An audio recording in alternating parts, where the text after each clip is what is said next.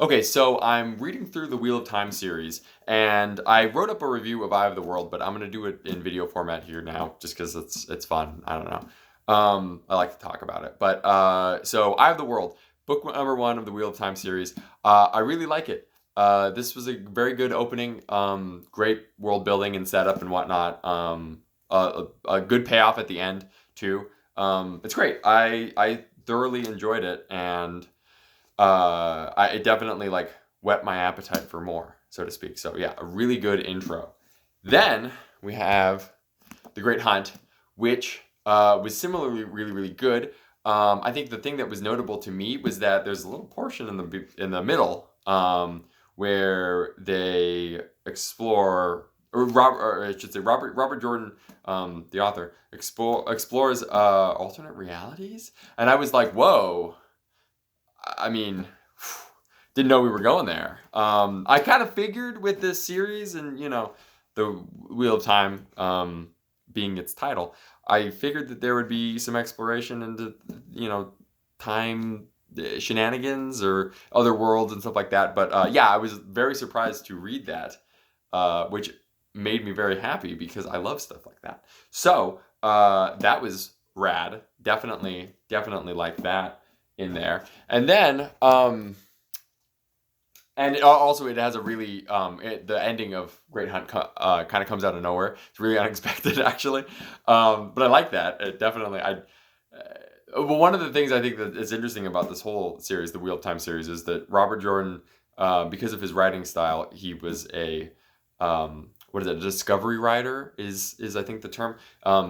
But meaning that like he has ideas and he's kind of writing them down as he goes along. He doesn't stick necessarily to a pre-planned format. Like a lot of things are planned, I guess, but a lot of the things that he wrote just kind of came to him. And so, while on the one hand, I would think that I wouldn't like that because generally speaking, I like setup and payoffs and stuff, and like if you're flying by the seat of your pants, it like you would think it wouldn't work, right? But for whatever reason, Robert Jordan does get it to work. And so when he does things, they will be unexpected and interesting. And it's not like cheapening it George R. R. Martin, where it's like, oh, I didn't expect this. Like I don't know. The way that Martin does it seems more, cynical, I guess. It's a cynical series, right? The Song of Ice and Fire. But I don't know. Yeah. So I like the way that Jordan does it because it's kind of more coming from a place rather than, well, what will surprise the audience. It's more like, oh, that's a cool idea. I'll just write it down.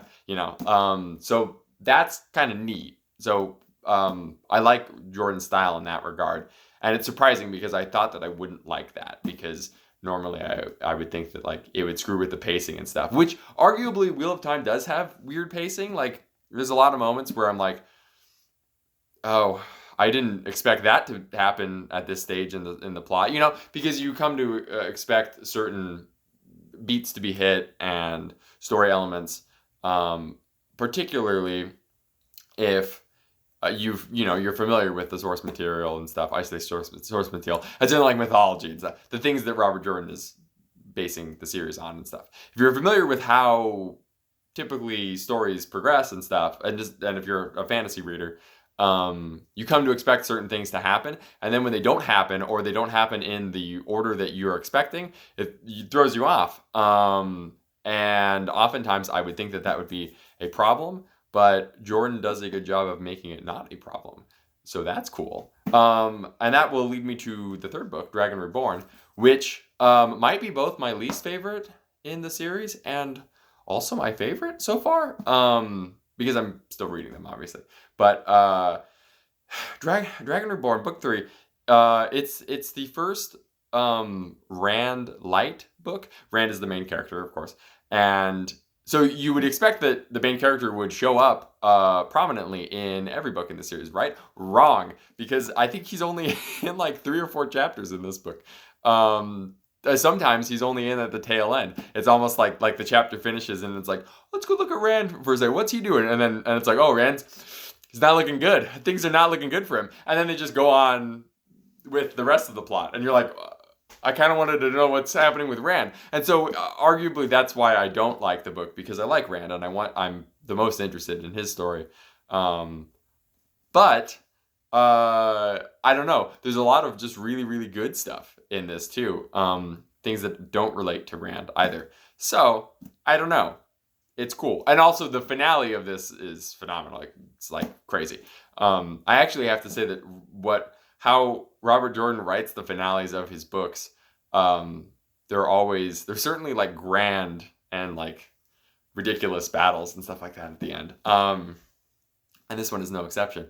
I don't know. It's like things like go crazy. And again, Robert Jordan hits on things that I didn't expect him to hit on book 3 of a 14-part series. Now, granted, of course, Jordan originally planned on having it only be 13 books long.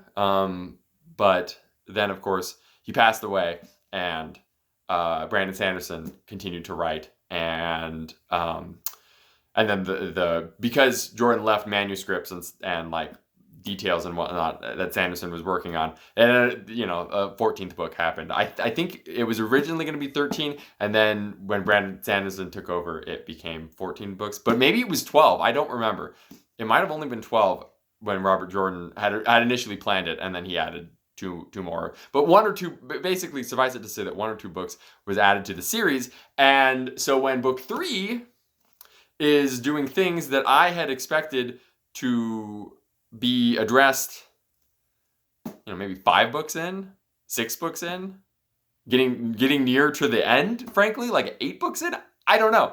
But yeah, so it goes there, and it kind of makes me go, what the heck else is going to happen in this series? Like where else are they going to go? I don't know. But it's very cool because I like it a lot. It's a heck of a page turner. So yeah, I like breezed through the first 3 books real quick, and then I took a break. And now I'm reading more of them, and I just like bought nearly all of them at a used bookstore. So I have a lot more books to read, but that's good because they only take me about 3 weeks to read because I'm just killing them. It helps when you have time on your hands, I guess, too. Which we all do because there's hardly anything open right now. So I would recommend reading Wheel of Time because, I mean, there's a show going to come out, and I don't have particular faith in the show because it's working on a shoestring budget. Well, I shouldn't say shoestring, but I don't know. Here's the thing. No matter how big a budget for a TV show or movie is, the crazy thing is your brain doesn't have a budget, and so you can imagine really, really cool things if you want to. And so yeah, I don't know. The movie or the TV show, I'm like, whatever. But I wanted to read the books first because I don't want the TV show to influence my imagination. I want to be able to imagine everything the way that I want to and the way that I think that the book is describing. And you can't do that if your imagination is being tainted just like the Dark One's taint on Sidene. I don't want my imagination to be tainted by the Dark One in my mind. So I highly recommend reading the books first. Yeah, I hope you guys enjoyed this. It became very long. I don't know what I'm going to do with this now because this is a very long video. I might just upload it to YouTube. I don't know.